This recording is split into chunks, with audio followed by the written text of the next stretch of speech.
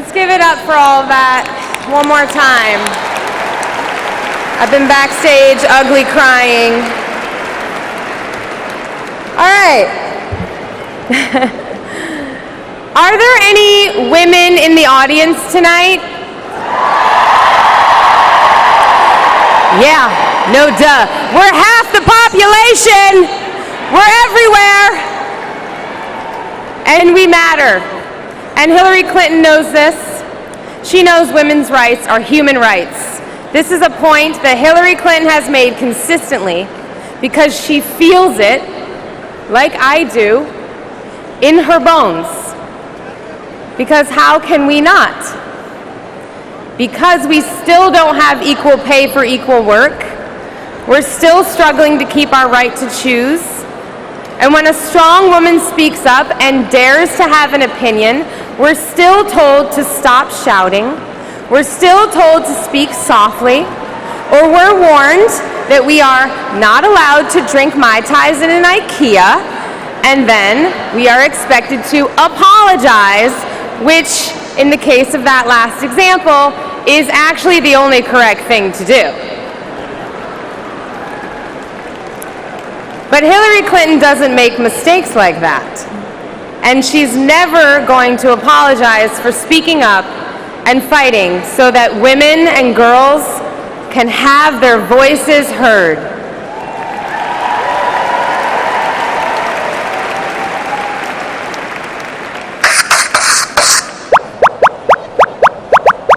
Should the woman be punished for having an abortion? There has to be some form of punishment. A person who is flat-chested is very hard to be attacked. She's a disgusting pig, right? Planned Parenthood should absolutely be defunded. They said, how are you going to change the pageant? And I said, I'm going to get the bathing suits to be smaller and the heels to be higher. You wouldn't have your job if you weren't beautiful. How do you ban abortion? How do you actually do it? Well, you know, you'll go back to a position like they had where people will perhaps go to illegal places. Yeah. But you have to ban it. So you treat women with respect? I can't say that either. All right, good. Please welcome the president of Planned Parenthood Action Fund, Cecile Richards.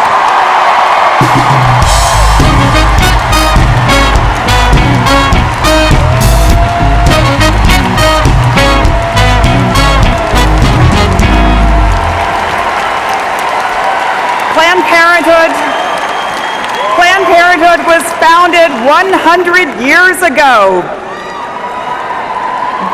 giving women the care they need to live their lives and chase their dreams. No limits, no ceilings. And a century later, an enormous ceiling is coming down. But this year isn't just about electing the first woman president. It's about electing this woman president.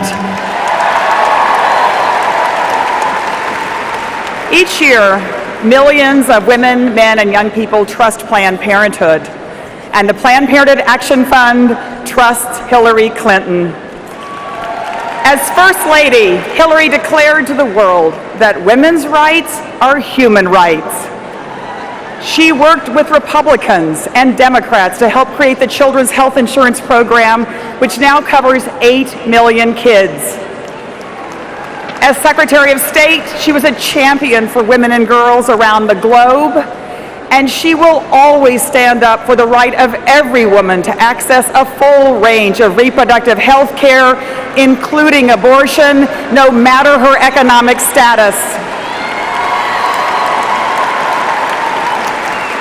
Over the last year, Hillary has traveled across our country, listening to young activists working to end campus sexual assault.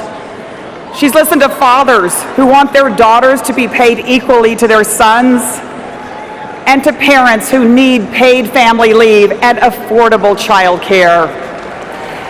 And she has made their fights her own. And she's chosen as her running mate Senator Tim Kaine. Absolutely. A man who has been a champion for women and families his entire lifetime. Hillary has always been in Planned Parenthood's corner because she knows women deserve someone who is in theirs. Women like Dana Ferris Fisher. She's a mom in Dallas who was diagnosed with breast cancer 2 years ago. Today, Dana is cancer-free. And she says she couldn't have done it without Vivian, the Planned Parenthood clinician who stuck with her all the way through treatment. So when Donald Trump and Mike Pence say they'll defund Planned Parenthood, they're talking about cutting women like Dana off of life-saving care.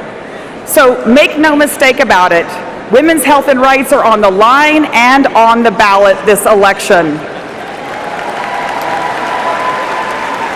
So you may have heard that just last month, the Supreme Court ruled that the Texas laws that forced abortion providers to close their doors are dangerous and they are unconstitutional.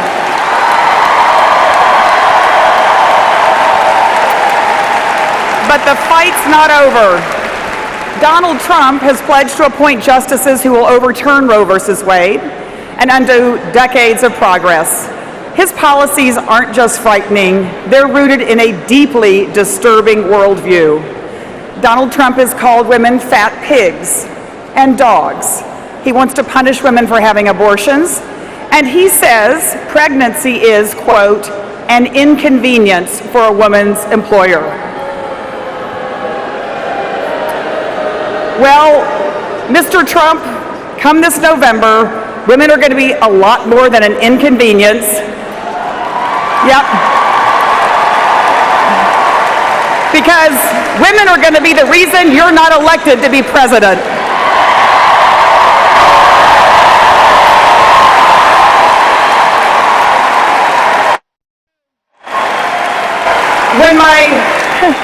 When my great-grandmother was growing up, women couldn't vote under Texas law. And just 2 generations later, her granddaughter, my mom, Ann Richards, was elected governor of the state of Texas. And tonight, we are closer than ever to putting a woman in the White House. And I can almost hear Mom saying, well, it sure took y'all long enough. So what do you say? Are you ready to make history? Let's go win this election. Thank you.